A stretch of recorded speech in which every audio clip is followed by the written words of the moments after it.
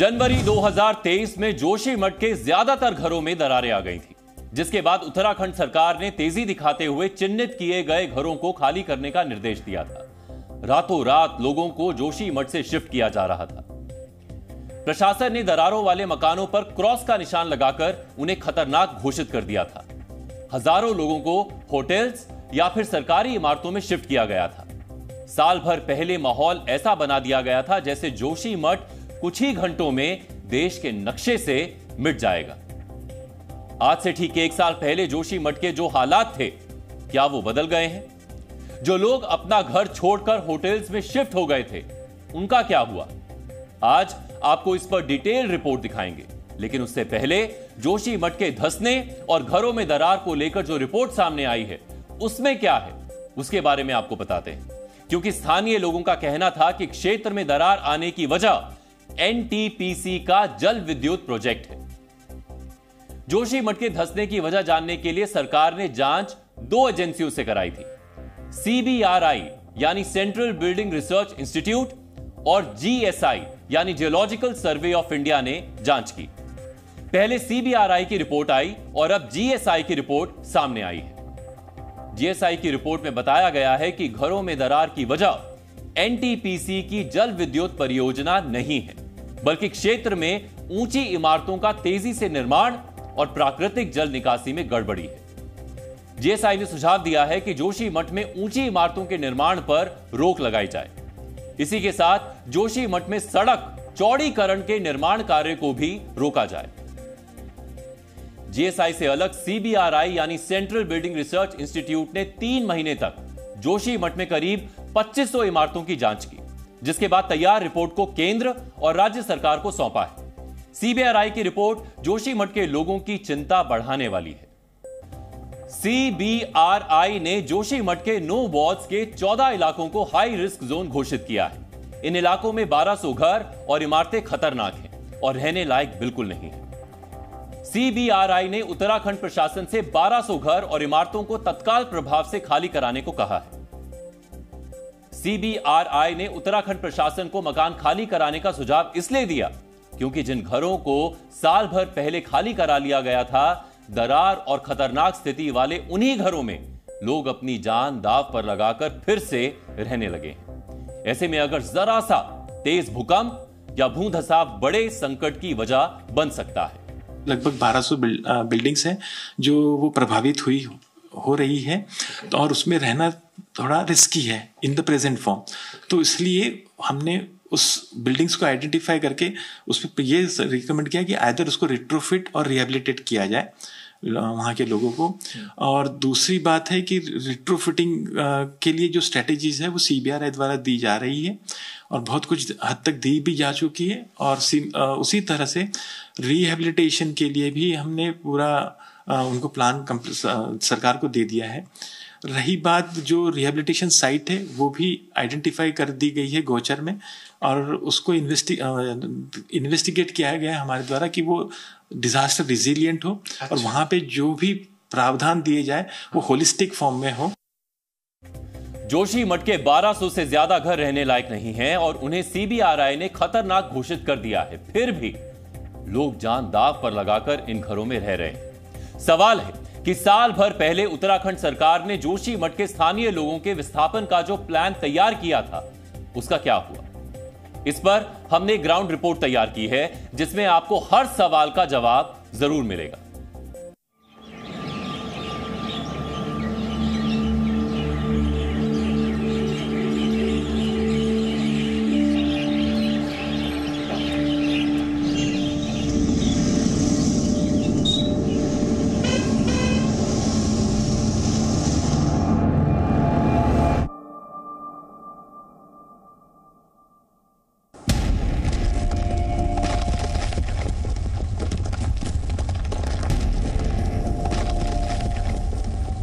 और बहुत डर लगता है, रात को नींद भी नहीं आती कभी कभी।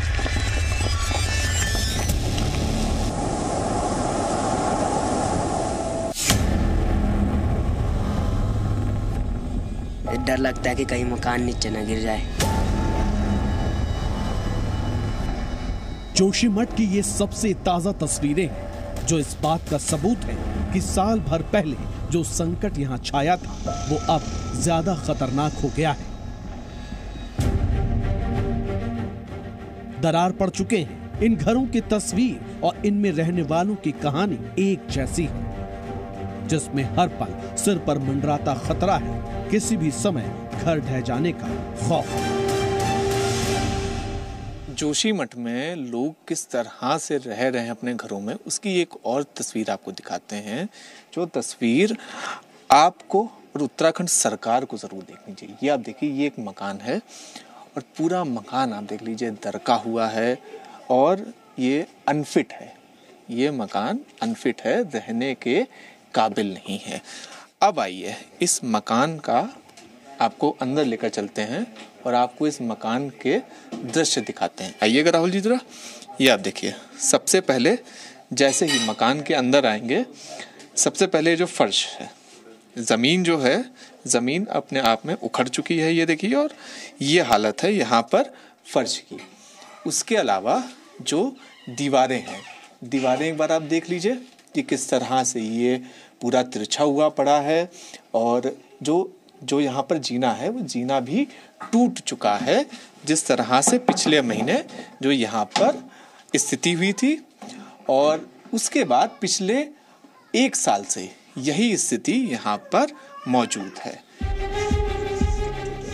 पहली तस्वीर जनवरी 2023 की है, जब लोगों को घर खाली करने का निर्देश दिया गया था, जबकि दूसरी तस्वीर ठीक 1 साल बाद की है, जब लोग फिर से दरार वाले खतरनाक घरों में रहने को मजबूर हैं। और इन्हीं में शामिल हैं राजेश्वरी देवी, जो अपने 5 बच्चों के साथ दरक चुके इसी घर में रहती हैं, ये जानते हुए कि 24 घंटे इनके सिर पर खतरा मंडरा रहा है।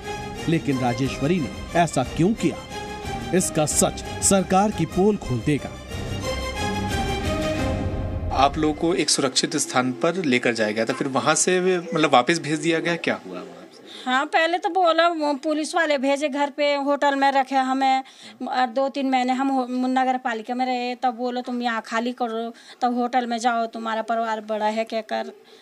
तब होटल में रहे हम। फिर होटल वालों ने कहा तुम अब हमें सीजन खुल गया तो तुम घर जाओ क्या कर, तो इसलिए हम फिर घर पे आए। डर तो लगता होगा आपको, 5 बच्चे हैं। हाँ, बहुत डर लगता है, रात को नींद भी नहीं आती कभी कभी। ये बच्चे सो जाते तो मैं हीटर पे बैठे रहती। राजेश्वरी देवी अकेली नहीं है। जोशीमठ में ऐसे हजारों लोग हैं जिन्हें पिछले साल सुरक्षित जगहों पर शिफ्ट किया गया, लेकिन अब वापस घर लौटने पर मजबूर है। इन्हीं में प्रियंका, आशा देवी और निर्मल भी शामिल हैं, जो किसी भी समय ढहने की कगार पर पहुंच चुके घर में रहने को मजबूर हैं। इन लोगों ने कहा कि आपके लिए हमने मतलब होटल में रखा है, तो हम लोग होटल में रह गए। तो उसके बाद पहली तारीख से कहा कि मतलब सरकार मतलब पैसे नहीं दे रही है, तुम घर पे चले जाओ अपने अपने मतलब जहाँ पे रहते हो, हम कुछ नहीं जानते हैं, चलो जाओ। फिर हम लोग आ गए घर पे। तो घर पे आ गए तो मतलब ये है कि कैसे रहते, हमारे तो छोटे छोटे बच्चे, मेरे तो 2 लड़के हैं, एक 9-10 साल का, एक 5 साल का है। तो मेरे तो पति भी नहीं है, मतलब घर का खर्चा भी वो करने के लिए भी मेरे पास कुछ है नहीं। इन्होंने हमको जैसे ही घर गिरने लगा वैसे ही होटल में डाल दिया, उठा के वहाँ पटक दिया। फिर 1 साल रखा वहाँ पे, फिर 1 साल पहले जनवरी को वहाँ से हटा दिया गया है। ये क्या बोला वहाँ से हटा के? हटाने बोला फिर वही अपने घर में चले जाओ, और हमारे यहाँ सरकार हमारे खाते में पैसे नहीं डाल रही है, हम होटल खाली करवाना चाहते हैं, हमारे कोई और यात्री चलेंगे और हमारी कमाई होगी, आप लोगों से हमारी कोई कमाई नहीं हो रही है।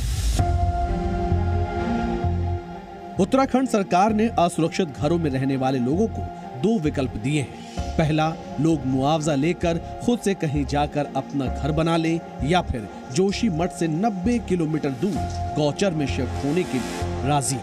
लेकिन सरकार के इन दोनों विकल्पों से जोशीमठ के ज्यादातर लोग संतुष्ट नहीं हैं, और इन्हीं में विजयलाल शामिल है।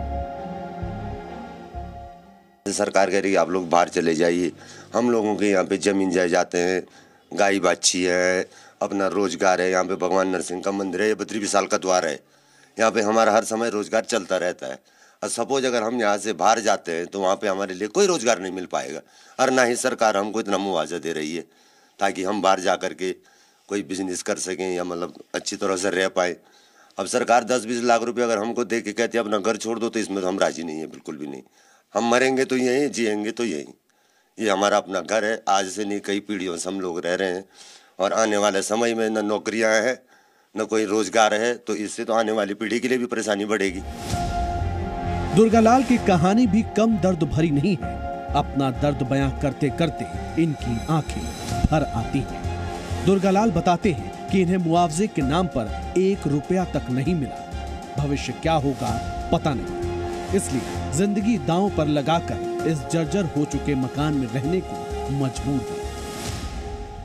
नहीं सर, इसका नहीं दिया, इसका तो नहीं दिया। जो मकान मेरी है, या आप लोग में देख ले, इसका नहीं दे रखा है।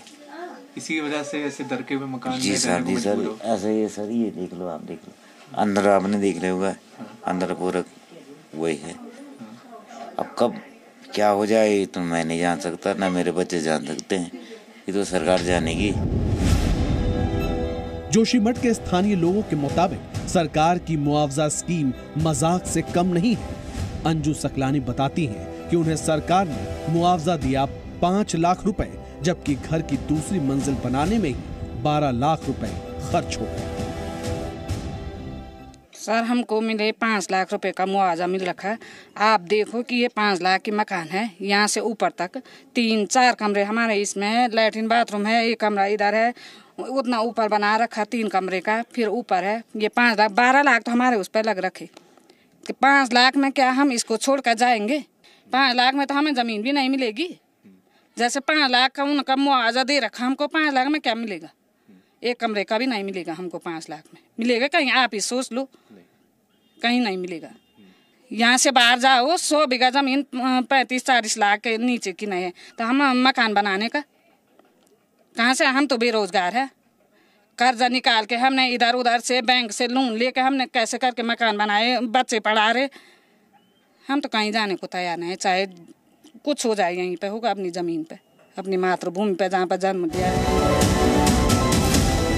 जोशीमठ के सुनील गांव में घरों में दरारें लगातार बढ़ रही हैं और नए घरों को अपने चपेट में ले रही हैं। दूसरी तरफ लोग इन घरों में रहने को मजबूर हैं, जो चिंता की बात है।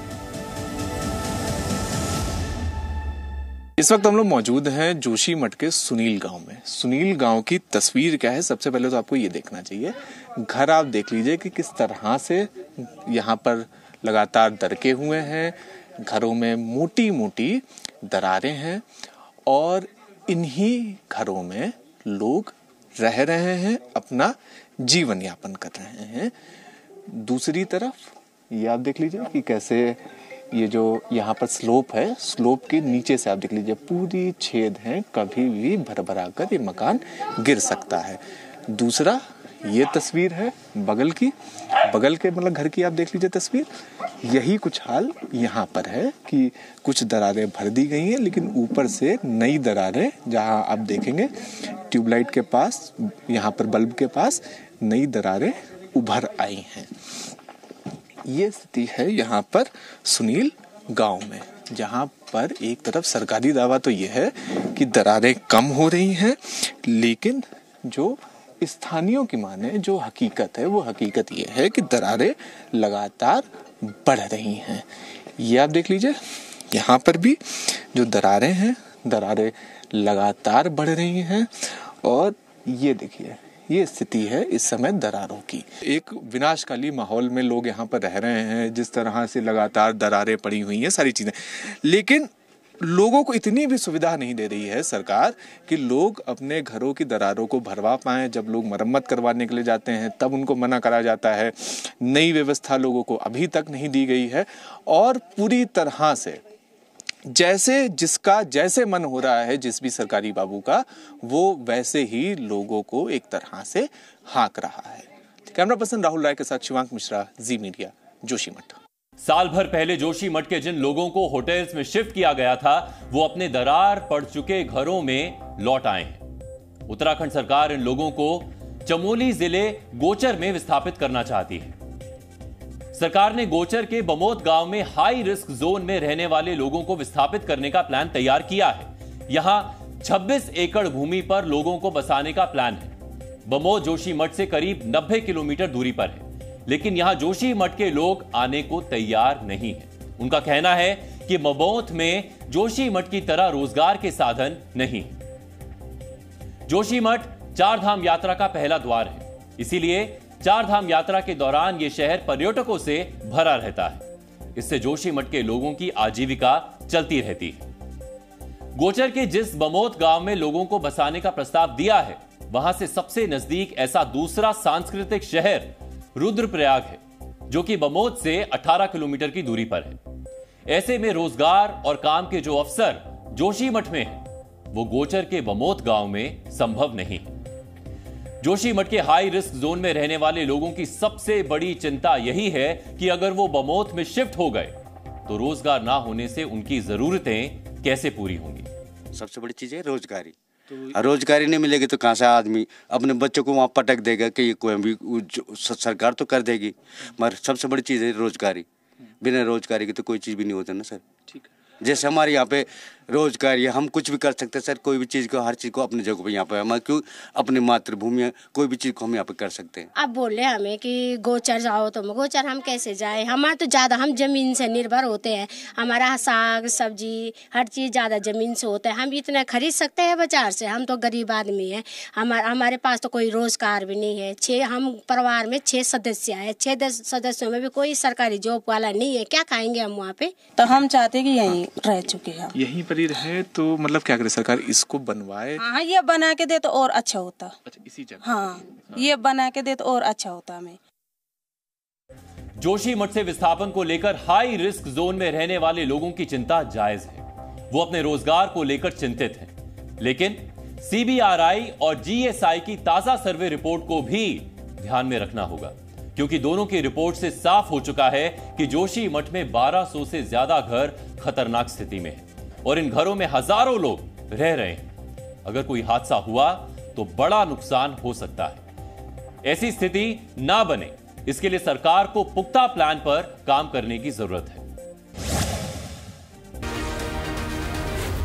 जी न्यूज़।